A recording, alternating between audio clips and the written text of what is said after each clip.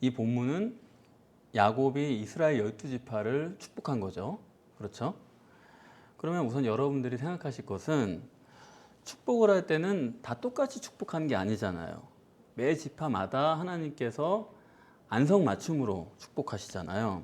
그렇기 때문에 어느 지파는 어느 지파에 맞게, 다른 지파는 또 가장 좋은 축복으로 그렇게 주십니다. 다 다르게 하지 않겠습니까? 그러려면은 다 다른 거니까 먼저 여러분이 성경을 보실 때 강조법이 있겠구나, 그걸 생각을 하셔야 돼요. 그 지파에 맞게 해석할 수 있도록 성경이 강조법을 한다, 이 점을 여러분이 생각을 하시고 보셔야 되겠습니다. 강조법을 생각하실 때 저는 이 호칭 신학을 정립한 게 얼마나 감사한지 몰라요. 호칭이 다 똑같은 게 아니잖아요. 하나님이 12지파를 호칭하실 때 이 성경 전체를 오늘 본문을 보시면은 다 한 번씩 이렇게 언급을 하세요. 베냐민, 시므온, 스불론 이런 식으로 한 번만 다 언급을 하시는데, 그런데 호칭을 3번 쓴 지파가 있습니다. 첫째는 요셉입니다. 다른 지파는 다 한 번씩만 언급을 하셨는데 요셉은 3번이에요. 왜 그러면 요셉은 3번을 했을까? 그거를 우리가 생각을 해야 됩니다. 어렵지 않아요. 요셉은 요셉 그 자신이 있는 거고, 그리고 아들 둘이 각 지파를 이뤘잖아요. 므낫세 지파, 에브라임 지파. 그러니까 하나는 요셉을 위한 거고, 하나는 므낫세를 위한 거고, 하나는 에브라임을 위한 거고, 그런 의미에서 3번을 언급하신 겁니다. 이거 쉽게 우리가 이해할 수 있어요. 또 호칭을 3번 쓴 게 유다가 있습니다. 그것도 어렵지 않아요. 첫째는 유다는 유다 지파 자신이죠. 유다야 이렇게 부르신 거고, 두 번째는 유다 지파에서 성육신하신 신인 메시아가 나오지 않습니까? 그러니까 유다를 한 번 더 쓴 거예요. 세 번째는 성육신하신 그리스도 예수 다음에, 그 다음에 보혜사 성령이 오세요. 그걸 성경에서는 사자 새끼다 그렇게 표현을 합니다. 사자가 오고 그 다음에 사자 새끼가 왔다 이거예요. 그러니까 호칭이 3번을 하는 거예요. 하나는 유다 지파, 하나는 성육신하신 예수 그리스도, 하나는 성령님. 그럼 이제 오늘 단지파를 봐야 돼요. 다른 지파는 다 호칭을 한 번씩만 썼는데 지금 보시는 대로 단지파는 2번을 쓴 거예요. 왜 2번이에요? 이거 우리가 당연히 생각을 해야죠. 호칭 신학을 정립하지 않은 사람은 단지파가 2번을 하든지 3번을 하든지 전혀 상관이 없어요. 그러나 우리는 그렇지가 않습니다. 왜 단지파를 2번 썼을까 생각하고 보니까 본문의 뜻이 보이는 거예요. 그렇지 않고서 보면은 본문이 전혀 안 보이는 거죠. 16절에 단은 이스라엘의 한 지파같이 그 백성을 심판하리로다. 자, 그러면은 야곱이 지금 축복하고 있는 단은 단지파예요, 단지파가 아니에요?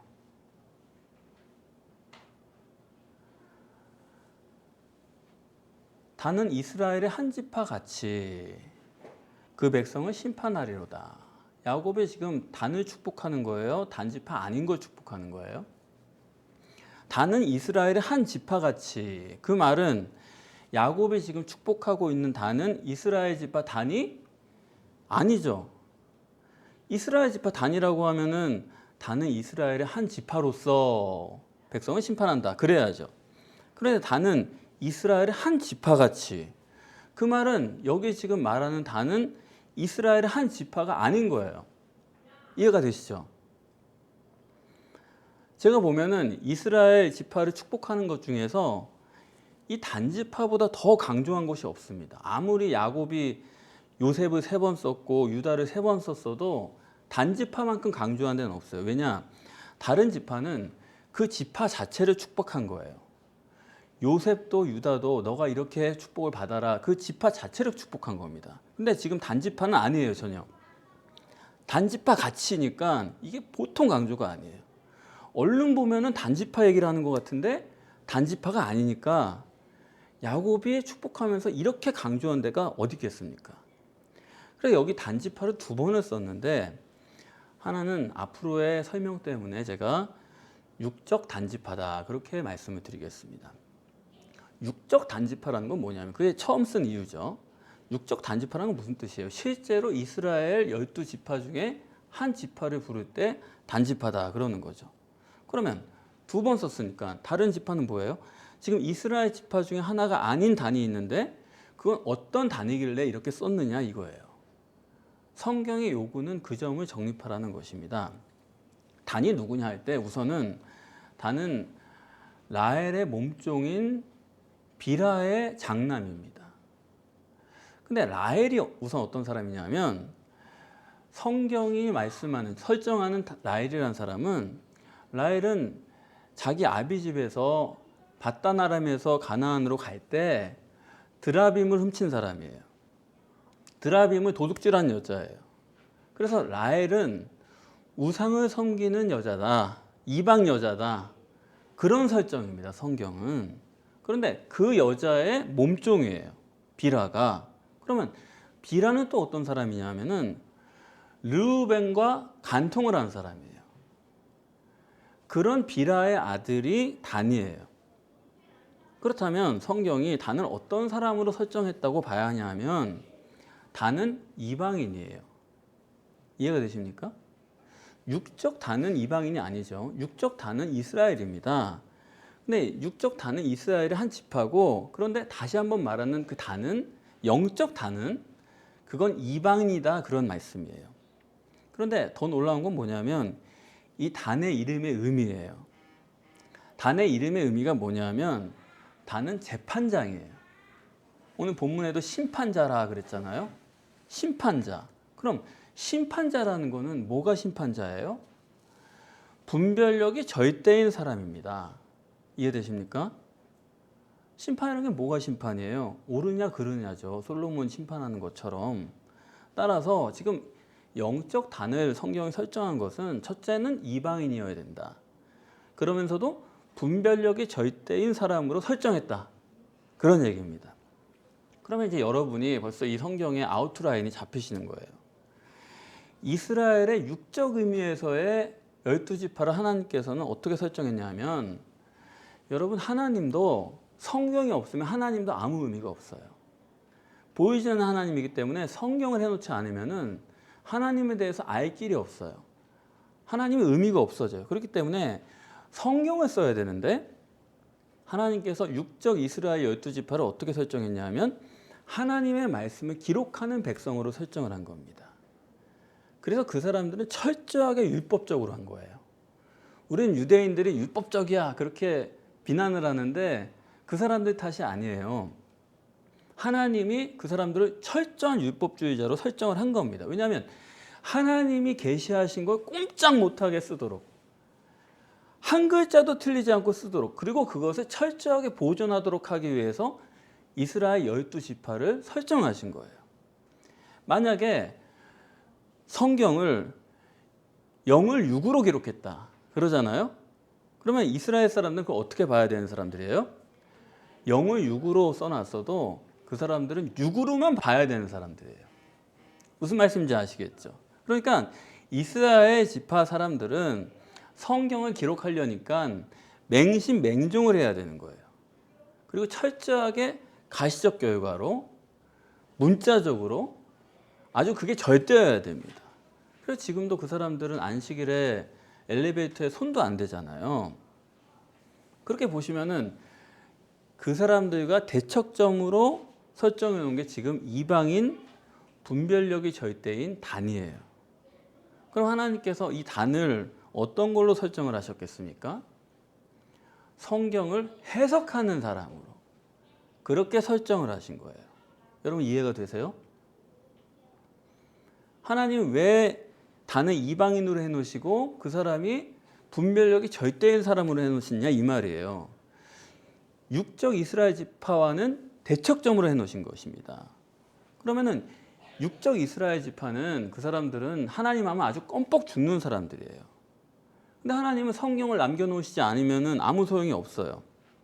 그래서 이스라엘 지파는 성경을 기록할 소명을 받은 사람들로 해놓으신 거고, 그 계시대로 아주 곧이곧대로 자기 생각에 안 맞는다고 해가지고 그 성경을 바꾸면 안 돼요. 그런 사람들이 아니고 완전하게 하나님에 대해서 맹신맹종을 하고 보이는 글자 그대로 육체적인 그런 가시적 결과 절대로 그런 사람들로 설정을 해놨다 이겁니다. 그래서 율법주의자예요. 그런데 아무리 그렇게 성경을 정확하게 써놓는다 할지라도 그 성경을 보는 사람들이 성경을 잘못 해석하면은 그건 하나님 입장에서 또 아무 소용이 없는 거예요. 그래서 하나님께서는 성경을 성령의 역사로 해석할 수 있는 사람을 준비시켜야 되는 것입니다. 그걸 누구로 했느냐 하면 이방인으로 하신 거예요. 왜 이방인으로 하셨느냐? 날탱이여야 되는 거예요. 유대인 이근탱이는 이거는 맹신맹종을 해왔기 때문에 다른 생각을 못해요. 배운 대로 전해진 대로 그대로예요. 하나님과 인격적 관계가 안 돼요. 이거 왜 그렇습니까?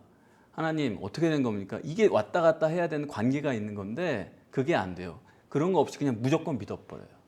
있는 그대로지 거기 바꿀 생각 못해요. 질문 안 해요. 그래서 해석을 하려면은 하나님과 인격적 관계가 이루어져야 되는데 유대인으로서는 이거는 세상 못해도 이건 안 됩니다. 그래서 이방인 날탱이로 겁 없는 사람으로 기존에 선입견이 없는 사람으로 했는데 그러면 그런 사람은 뭐가 절대예요? 그런 사람은 성경을 볼 때 분별력이 절대여야 되는 거예요. 하나님께서 에덴 동산에서 아담과 하와를 두시고 선악과를 먹지 말아라. 분별력이 절대로 해놓으신 것은 그것의 궁극적인 목적은 뭐냐면 성경 해석입니다. 인간이 성경을 바로 해석할 수 있도록 하나님은 분별력을 절대로 해놓으신 거예요. 그래서 육적 단은 이스라엘 모든 지파를 대표한다고 여러분이 보시면 되고 그 육적 단은 성경을 기록하고 보존해야 될 사명이 있는 사람들이에요. 그래서 제가 가나안 땅을 가끔 뭐라고 말씀드리냐면 젖과 꿀이 흐르는 땅이다. 가나안 땅에 가면 젖과 꿀이 없어요. 아무리 찾아봐도. 근데 젖과 꿀이 흐르는 땅이다. 그건 바로 성경의 땅이다. 가나안처럼 성경을 잘 보존하기 좋은 곳이 없어요. 그래서 2000년이 지났는데도 거의 원본과 진비 없을 정도로 조금 더 손상이 거의 없을 정도로 성경이 그대로 보존되어 있는 그런 지형인 그런 기후예요. 그렇게 우리가 성경을 갖게 된 겁니다. 그러니까 성경을 보존하는데 절대적인 조건, 기후와 환경과 그리고 사람 됨까지도 하나님께서 다 주장하신 것입니다. 그래서 그 성경을 그대로 남겨놓지 않으시면은 일단 하나님이 하시나 마나고요. 그런데 성경을 아무리 남겨놨더라도 그 성경을 해석을 못하면 또 성경이 필요가 없는 거예요. 그래서 하나님은 이미 단을 잉태에서 출생할 때 이방인으로 설정하시고 분별력이 절대인 성경 해석자로 단을 설정하신 거예요. 그것이 오늘 본문의 육적 단이 아니라 무슨 단이요? 영적 단이다. 그래서 단을 2번을 썼다 이런 얘기입니다. 따라서 지금 창세기 49장 16절 17절에서 말씀하는 단은 육적 단은 아니에요. 이스라엘 사람이 아니고 영적 단이다. 단은 이스라엘의 한 지파 같이 그런 것처럼 단은 이방인이다 하는 것입니다. 다시 말하면 단은 이스라엘 민족이 아니다. 자, 그러면은 인류 역사 이래로 단민족이 어디 있는 거예요? 인류 역사 이래로 단이라고 불리는 민족이 어딨냐 이거예요. 그것은 단군의 후손인 우리 민족밖에 없어요. 김성애 씨가 쓴 홍수이후라는 책을 보면 그건 소설이죠. 거기 보면은 성경에 단이라는 지파가 어느 순간부터 사라졌는데 그 단이 도대체 어디 간 거냐. 그분은 소설로 쓴 겁니다. 그 단이 이렇게 와가지고 단군의 그 나라를 세웠다. 그게 단이다. 그렇게 소설을 쓴 거예요. 근데 그건 소설이고 이거는 성경입니다. 이 영적 단은 이방인으로 절대적인 분별력을 가진 그 사람은 바로 단군의 백성이다. 그래서 여러분 단군이 실존 인물이냐 아니냐 그건 중요한 게 아니에요. 하나님은 다 미리 보시고 말씀을 하는 것이기 때문에 여기 지금 전 세계에 단이라고 불릴 만한 누가 있어요? 이 단군의 자손 한민족밖에 없는 거예요. 단군이라고 불리는 민족만 있으면 되는 거지 단군이 누구냐 그건 전혀 중요한 문제가 아닙니다. 자, 단으로 설정을 하셨다 이겁니다. 그리고 18절에 여호와여 나는 주의 구원을 기다리나이다. 마태복음 1장 21절에 보면은 그 이름은 예수라 하리니 이는 저가 자기 백성을 죄에서 구원할 자이로라 라고 말했어요. 예수라는 말이 헬라어인데 히브리어로 그걸 풀면은 여호수아입니다. 여호와는 구원할 자라는 뜻이죠. 그러니까 여기 본문에 여호와여 나는 주의 구원을 기다리니다 할 때 이 16절에서 18절에 설정된 단이라는 사람은 예수쟁이에요. 예수 믿는 사람 아닙니까? 여호와여 예수를 부르면서 주의 구원을 기다립니다 한 사람이다 이거예요. 그래서 단이 누구냐 할 때 정리해 보면 첫째는 이방인이고 둘째는 단민족이고 그리고 그 중에서도 예수쟁이다. 이 사람이 성경을 번역하고 해석하는 그런 역할로 설정된 사람이다 하는 것입니다. 그래서 그것이 본문에서 야곱이 축복하는 영적인 단위예요. 그럼 이 영적 단위 가지고 있는 구원론이라는 건 어떤 거냐? 이걸 우리가 본문에서 보면은 18절에 여호와여 나는 주의 구원을 기다리나이다. 이럴 때 이 사람이 말하는 구원이라는 것은 뭐예요? 로마서 7장 24절에 기다리는 거니까 오라 나는 곤고한 사람이로다. 누가 이 사망의 몸에서 나를 건져내랴. 나를 구원할 자를 기다리는 겁니다.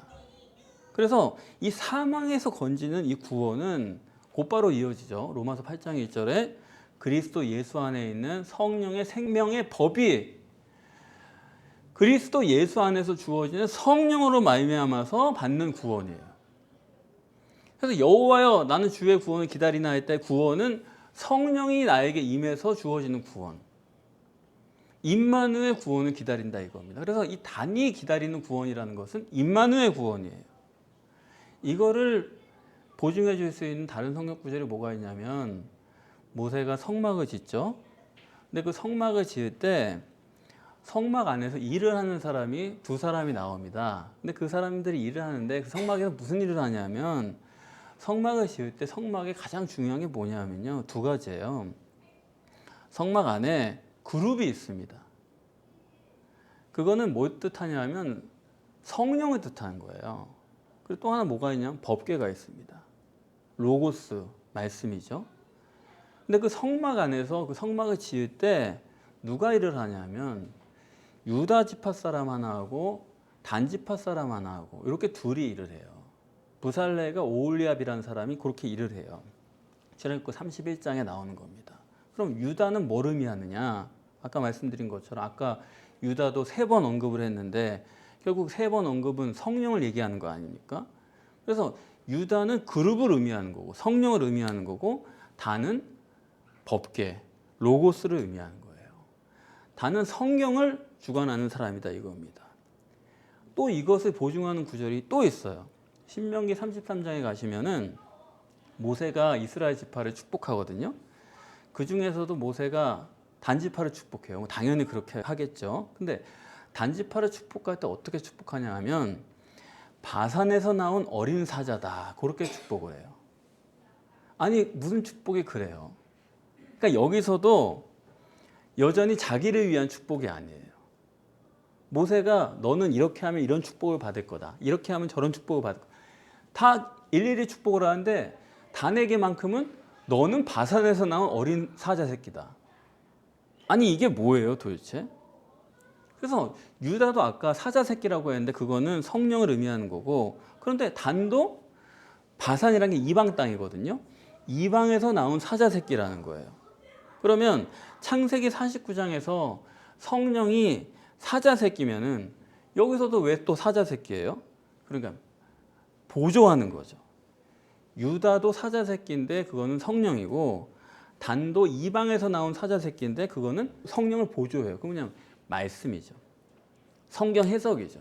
이걸로 둘이 합해가지고 유다 지파, 단 지파가 합해서 그룹과 법궤, 성령과 로고스 이 둘이 완성이 된다 이겁니다. 그래서 이 영적 단에 의한 메시아 구원론 이것은 성령에 의한 임마누엘 구원론이다 하는 것이고 두 번째로 이 영적 단이 생각하는 구원론은 어떤 거냐면 휴거 천국 구원입니다.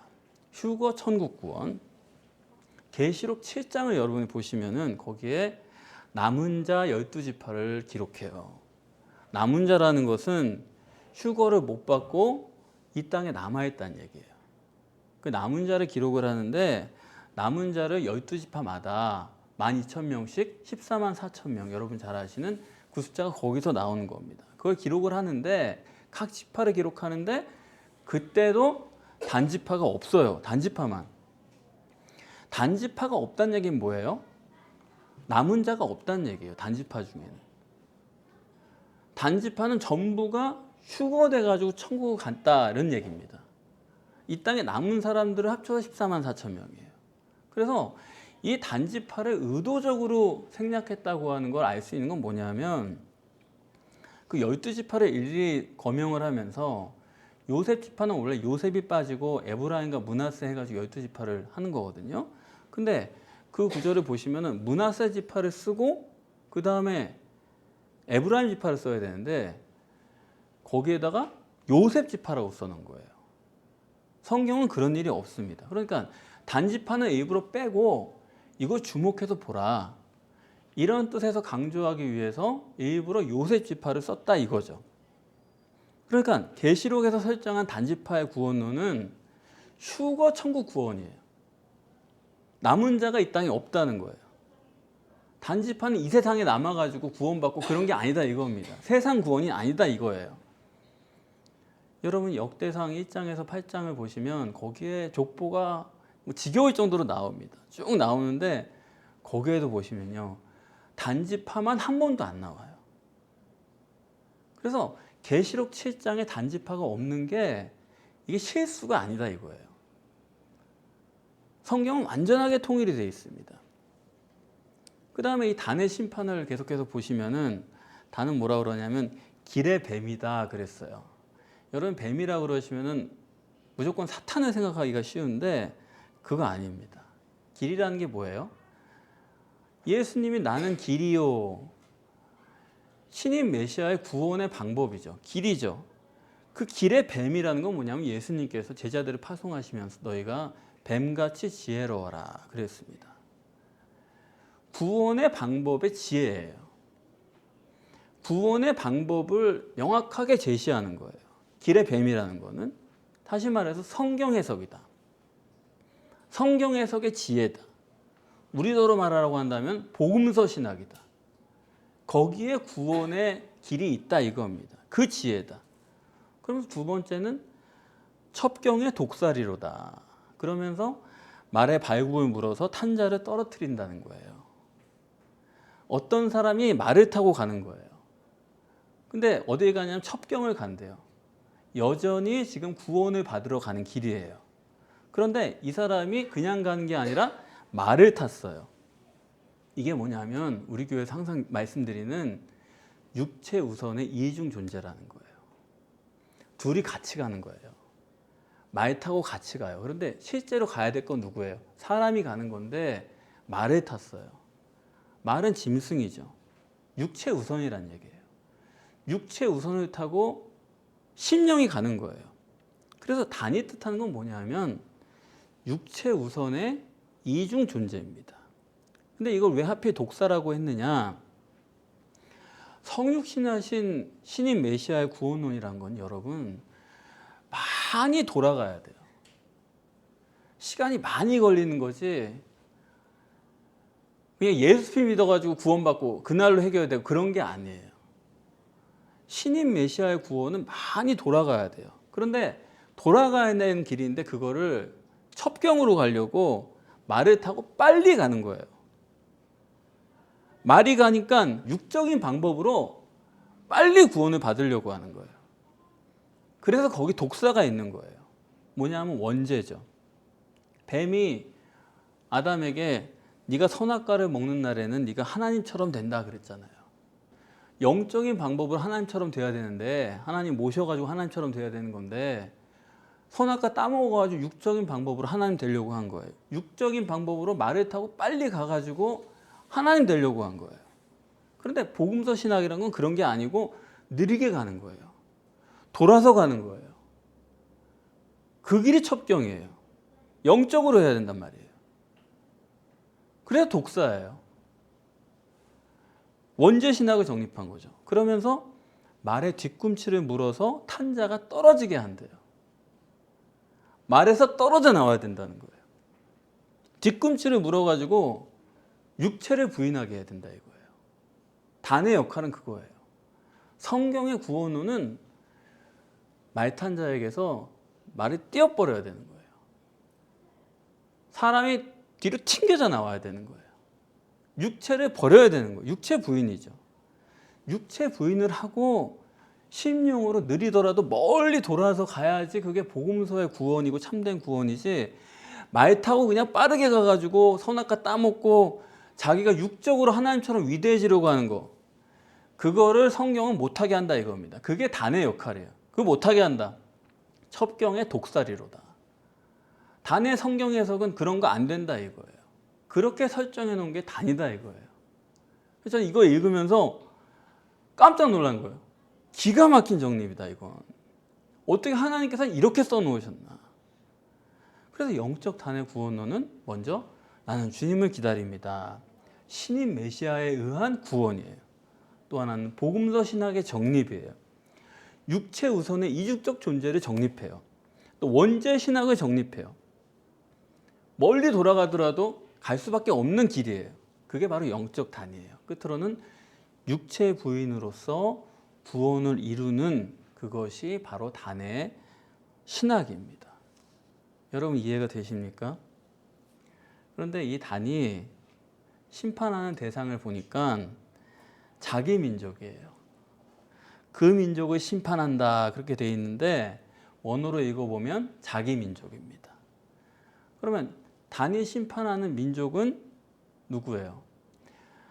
단은 예수쟁인데 자기 백성을 심판한다는 거예요. 자기 민족을 심판한다. 예수쟁이를 심판한다는 거예요.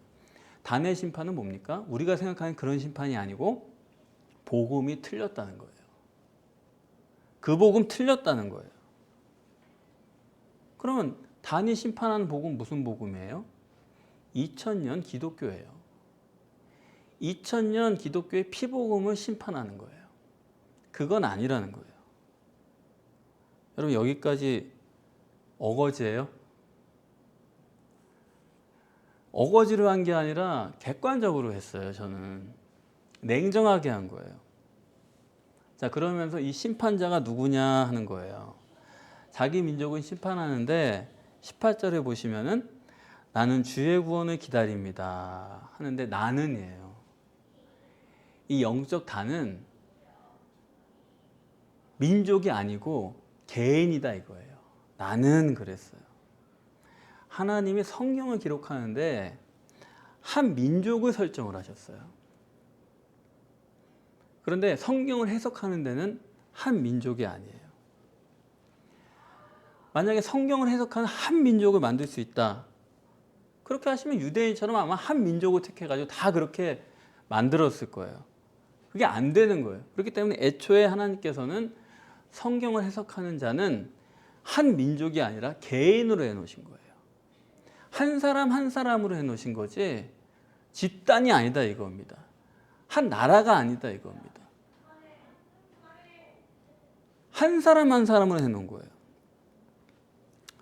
이 한 사람이라는 게 얼마나 중요하냐면 창세기 46장 23절에 야곱이 가족을 데리고 애굽으로 들어갑니다. 근데 거기 들어갈 때 야곱의 그 자식들 이름이 다 기록되어 있어요. 손자까지 이름이 나옵니다. 누구누구다. 베냐민 아들은 누구고 손자는 누구다. 이렇게 다 나와요. 그런데 단지파만큼은 딱 한 명만 써 있어요. 이름이. 그러면 이 한 명을 강조하는 거냐 이게 영적 단을 강조하기 위해서 성경이 여기 이렇게 써놓은 거냐? 그렇게 해석하기는 곤란합니다. 왜냐하면 실제로 단의 아들이 한 명일 수도 있어요. 그렇지 않습니까? 다른 집은 여러 아들이어도 단지파는 실제로 한 명만 아들이 있을 수 있잖아요. 그래서 창세기 46장 23절에서 단의 자식을 딱 한 명만 기록한 것이 영적 단을 가리키기 위한 것이다라고 할 수도 있지만 아니면 실제로 아들이 한 명이어서 그렇게만 기록했을 수도 있다 이거예요. 그러니까 그것만 가지고는 성경을 해석하기 위한 한 명의 사람을 지시하는 걸로 해석하기는 어렵습니다. 그런데 이스라엘이 애굽에서 나와서 나중에 광야에서 다시 인구조사를 해요. 그게 민수기 26장 42절에 나오는데 거기서 애굽에서 나온 이스라엘 민족을 다 한 지파 한 지파 계산을 하는데 가장 번성한 지파가 유다 지파예요. 사람이 가장 많고 그리고 두 번째로 번성한 지파가 단 지파예요. 그 외에도 여러 지파들이 쭉 나오는데 사람이 몇만 명씩 되니까 한 지파에 그 사람들을 다스리는 족장들이 여러 명이 나옵니다. 그렇지 않겠습니까? 몇만 명을 다스리는데 혼자 가지고는 안 되잖아요. 족장이 여러 명이 등장을 하는데 그런데 여기서도 단지파는 족장이 한 명밖에 안 나오는 거예요. 그러면 이게 말이 안 되죠. 그렇지 않아요? 두 번째로 번성한 지파인데 유다 지파도 그렇게 족장이 많고 그거보다 더 적은 수의 지파도 족장이 많은데 단지파만 족장이 한 사람입니까? 그러면은 단지파의 자식을 딱 하나밖에 없도록 기록한 것이 실제 하나가 아니라 영적 단을 지시하기 위한 강조다. 그렇게 볼 수가 있어요, 없어요? 그러면 이게 논리가 맞잖아요. 그래요, 안 그래요? 하나 더 이렇습니다. 애굽에 야곱이 내려갈 때 식구가 몇이 내려갔어요?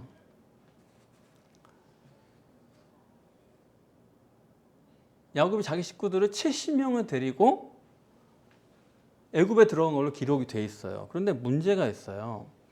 창세기에는 70명 데려갔다고 써 있는데 사도행전 7장을 보시면 스데반이 그럽니다. 설교하면서 그때 70명이라고 얘기를 안 해요.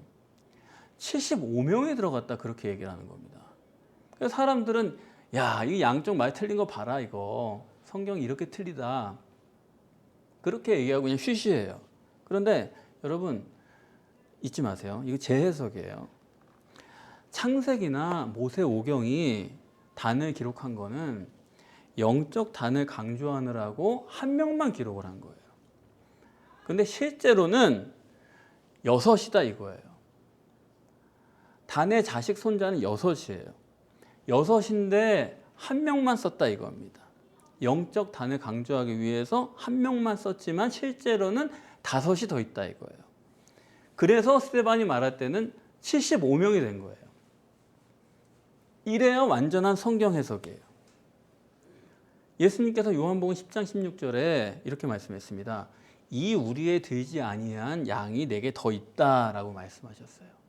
이 우리에 들지 아니한 양은 유대인이에요, 이방인이에요? 이 우리에 들은 양은 이건 유대인이고 들지 아니한 양은 그건 이방인이죠. 그러면서 하시는 말씀은 이방인을 인도할 텐데 그 양이 내 음성을 듣고 그래요.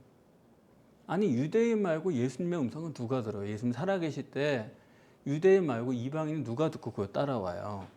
이방인인데. 그러니까 이방인이 있어가지고 그 양들을 예수님이 인도할 텐데 뭐라고 말씀하시냐면 이럽니다. 그 양들이 이방의 양들이 한 무리가 되어 한 목자에게 있으리라 라고 말씀을 하세요. 그 이방의 무리가 한 족속이고 한 무리고 그것이 한 목자에게 있다. 여기서도 하나를 강조하는 겁니다. 여러분들이 창세기 49장을 들을 게 있는 자는 들으세요. 한 목자에게 있는 거예요. 한 가지 해석에 있는 거고 한 가지 복음에 있는 거지 여러 메시지, 여러 목자, 여러 설교가 아니다 이겁니다. 여러 해석이 아니에요. 한 가지다. 거기에 한 무리가 있다 이겁니다. 저는 그동안에 우리 복음이 맞냐 하는 것을 걱정을 많이 했어요.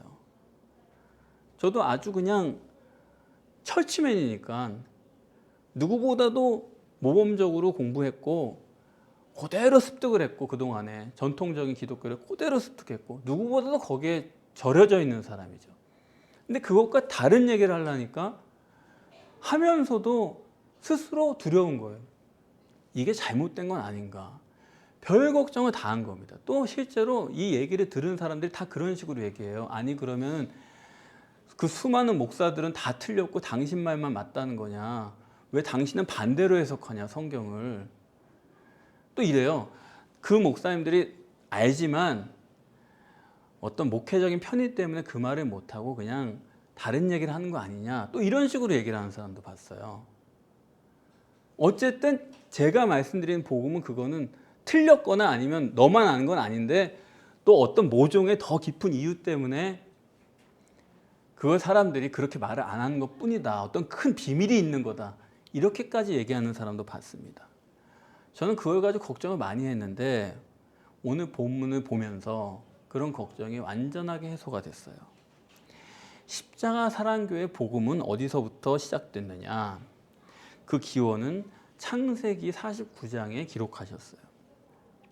출애굽기 성막에서부터 기록하셨어요. 신명기에 기록하셨어요. 역대상에서 기록하셨어요. 성경 전체예요. 요한복음 10장 16절에서 예수님 말씀하셨어요. 계시록에도 써놨습니다. 십자가 사랑교회 복음은 완전한 복음이구나, 성경적 복음이구나, 안심을 했어요. 하나님께서 보여주신 거죠. 성경은 십자가 사랑교회 복음을 완전한 천국 복음으로 증거하십니다. 여러분, 십자가 사랑교회 복음으로 거듭나셔서 다 같이 주님 오실 때에 휴거할 수 있기를 바랍니다. 여러분을 축복합니다.